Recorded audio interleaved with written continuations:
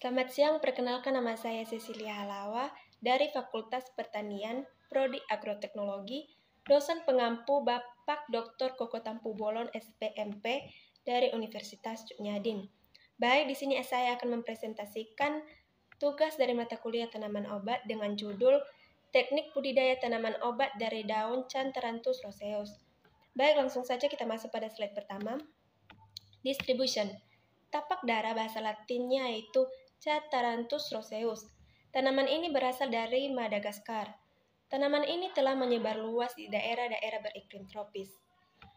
Tanaman tapak dara ini tumbuh di kawasan tropis yang telah menyebar di Asia, Afrika, Amerika, Eropa bagian selatan, dan Oseania.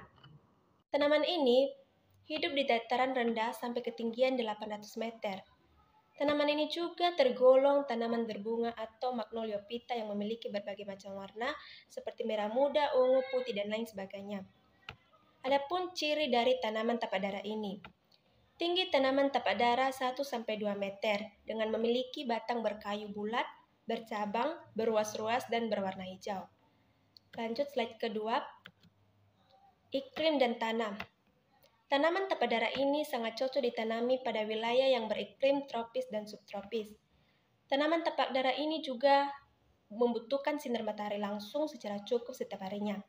Selain sinar matahari, tanaman tapak dara ini juga membutuhkan ketersediaan air agar bisa berkembang dengan baik.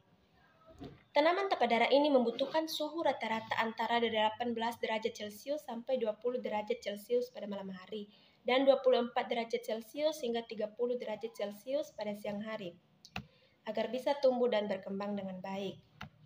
pH yang dibutuhkan oleh tanaman tapak dara ini berkisar antara 5,4 hingga 5,8. Selanjutnya kita masuk pada slide ketiga, teknik pembibitan. Pada teknik pembibitan tapak dara ini, kita bisa menggunakan cara perbanyakan secara generatif, yaitu dengan menggunakan biji. Biji yang kita gunakan itu adalah biji yang sudah tua. Bisa kita lihat pada gambar di bawah. Yang pertama-tama yang kita lakukan, sediakan biji-biji yang tua, lalu kita semai pada wadah persemaian yang telah disediakan, taburkan biji ke atas tanah, lalu tutup dengan lapisan tanah setipis bijinya.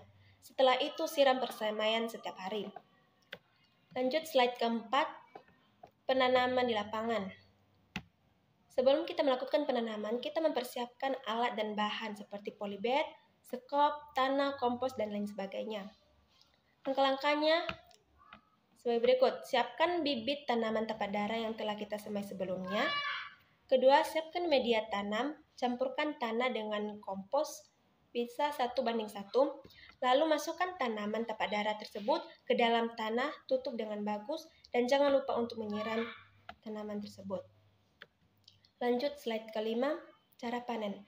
Cara panen tanaman tapak dara ini bisa menggunakan alat sabit, yaitu dengan masing-masing tanaman bersamaan dengan daunnya letakkan dalam tas besar, lalu tanaman disabit menggunakan alat sabit. Pada pemanenan ini juga kita bisa melakukan panen secara manual, di mana kita bisa memetik daun tapak dara ini satu persatu. Baik, kita masuk pada slide ke-6. Senyawa kimia. Pada bunga tapak dara berwarna putih mengandung senyawa limone 23,2%, alkohol D-dosil 43,9%, asam stearat 10,6%, pitol 7,3%, dan asam hexadeconoat 6,8%. Dan pada bunga tapak dara berwarna merah muda memiliki minyak daun dan mengandung asam linolenik 43,9%, asam stearat 10,6%, pitol 7,3%, dan asam hexadeconat 6,8%.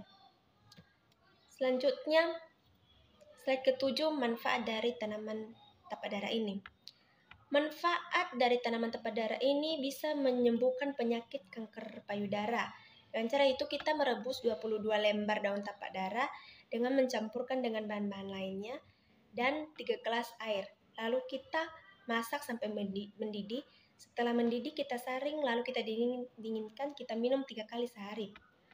Pada penyakit diabetes, sediakan 5 lembar daun tapak dara Diseduh dengan 1 gelas air mendidih, kemudian diminum.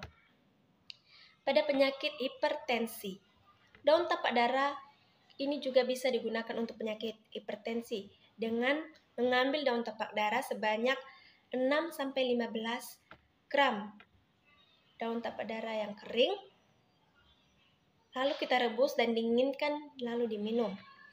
Pada penyakit leukemia, kita rebus 5 gelas air dengan 15 gram tanaman tapak dara, lalu diminum. Selain daun tapak dara ini juga, bunga tapak dara bisa digunakan sebagai obat, yang dimana bisa digunakan sebagai obat oles atau topikal. Air rebusan dari tapak dara ini pun dimanfaatkan untuk meredakan mata bengkak, menurunkan kadar gula pada penderita diabetes, pendarahan, gigitan serangga, dan hingga kanker. Baik, sekian dari hasil presentasi saya. Jika ada kesalahan, saya minta maaf. Terima kasih.